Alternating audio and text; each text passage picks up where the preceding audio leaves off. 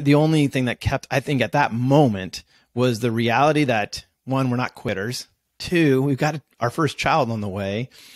So we need to make a decision. Are we going to, do the separation thing, or are we going to double down on this? And so fortunate, we chose the path of saying there's got to be more to how to have a great marriage. Welcome to the Heroes at Home podcast, where we believe heroes can thrive both at work and at home.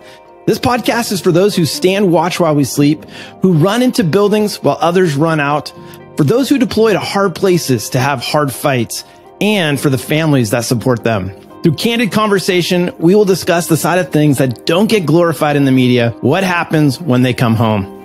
We'll be talking with heroes from all walks of life and their partners, children, friends, and beyond, so together we can build a stronger family. I'm Noel, CEO, joined by my co-host, Kenny Thomas. Our passion is what we're doing right now. I don't see myself going off to a job every day. I had to go, and really, I think it's a calling. At the end of what we're doing, it's a calling. And because of that, I think that calling comes from our own story. Why did this all come about? Well, part of it is, very early on when we got married, I found this gorgeous girl that was coming to the church. I was a pastor, a single pastor, which that's a horrible recipe, right? You got every grandma in the place trying to hook you up with this person, that person. And I was just like, no, thanks, no, thanks. And then I met Chris, and it was like game over. She's gorgeous, beautiful personality. She sang on the worship. Checked all the boxes, right? And so we fast tracked our engagement to marriage, and we went into it thinking this is going to be like so easy because we're just, we're two great people. We love Jesus and we're doing ministry. And we quickly realized, hell no, this is like this is hard. And part of it was, our background, family of origin, our personalities are so different.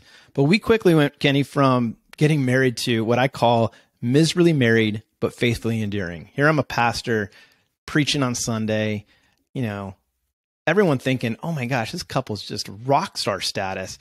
But behind closed doors, we were struggling. It got to the place where, Chris and I think we both looked at each other and said, I didn't sign up for this. I think we should probably go our separate ways. But the grace of God, the only thing that kept, I think, at that moment was the reality that, one, we're not quitters. Two, we've got our first child on the way. So we need to make a decision. Are we going to, do the separation thing, or are we going to double down on this? And so fortunate, we chose the path of saying there's got to be more to how to have a great marriage. And we started to consume everything.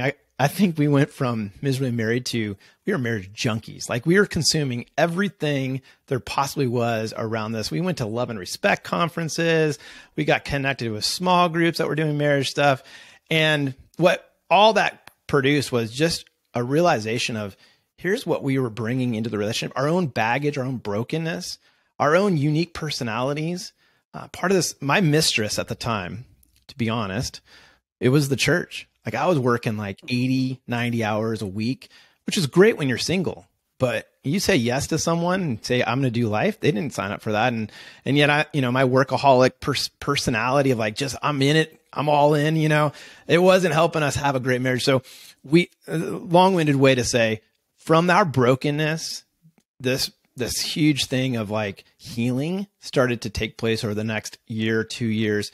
And we ended up leaving the church because it was this was an unhealthy situation for our marriage. And we had to make that tough call of we're going to choose us over the church, and ended up getting out of that. And long story short, after years of walking this path, learning tons, meeting with couples, we started to realize we've got something to offer. And so we ended up writing Oxygen for Your Relationships. And, the rest is history in terms of where we've been. But yeah, it's been a crazy ride, man.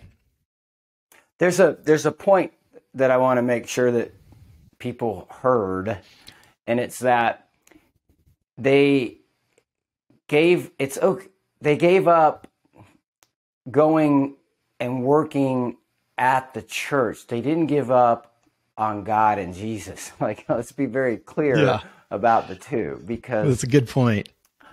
I don't think you're going to talk to one single pastor who won't tell you that the mistress is almost always the church, because it requires a ton of yourself and your heart and your passion, but then you've got everybody coming at you with their issues and the problems, and you're supposed to be rock solid in every facet of your life. It's too much to ask.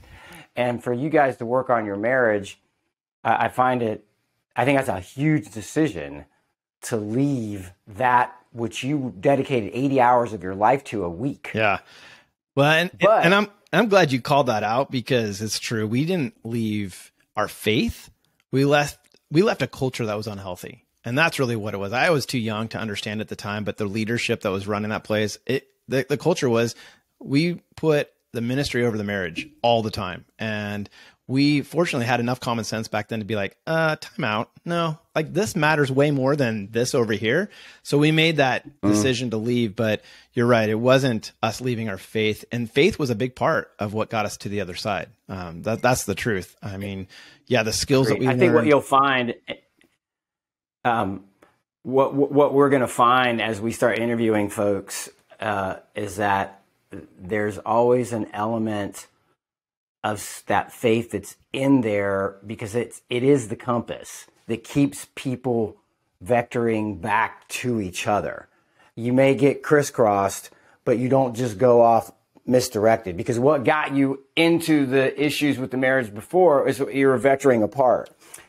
What we have found is that faith is the compass that brings it back. So it looks like this. And I think we didn't set out asking for stories about that, but that's what we found. Yeah.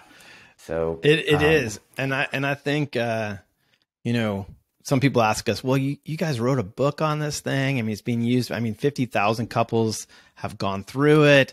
Man, you must have a real corner on like marriage and how to make this thing right. And I think we have learned a lot, but I will say that it is a daily effort to continue to be in that intentional space of connection, intimacy.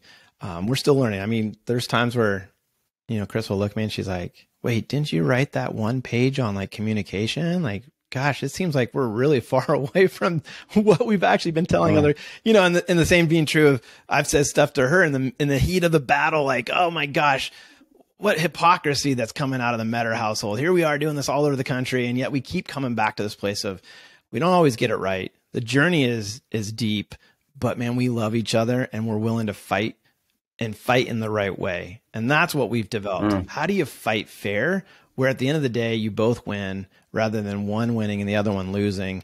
All the stuff that we teach, it's been a journey, but man, I'm excited about this podcast with you, because I really do believe that the more we can unpack people's stories, the more people are going to be able to walk away and say, yeah, there's hope. I mean, that's what we needed in our absolute moment of saying, are we going to go forward? Or are we going to, end up getting divorced? We need people around us saying, yeah, you can make it. Like, this is our story. Yeah. So